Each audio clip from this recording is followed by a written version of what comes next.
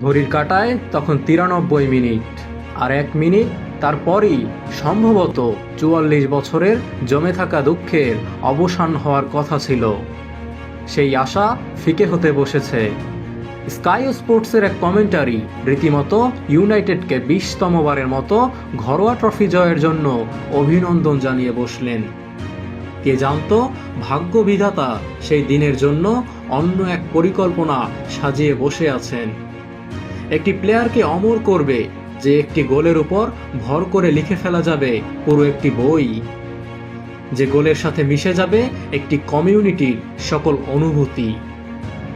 ৯৩ minute পার হওয়ার পর যখন একই শহরের অপর প্রান্ত ২০তম বারের মতো ট্রফি জেতার স্বপ্নে বুঁদ হয়ে আছে, অন্যদিকে আরেক পক্ষ তাদের আরও একটি স্বপ্নভঙ্গের সাক্ষী হতে যাচ্ছে।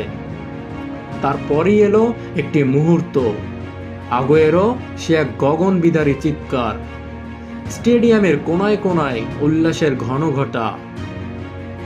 ফুটবল বিশ্ব এর আগে অনেকবারই কামব্যাকের গল্প শুনিয়েছে, কিন্তু সে গল্প একটু অন্যরকম। গোপালের প্রেক্ষাপটও ভিন্ন।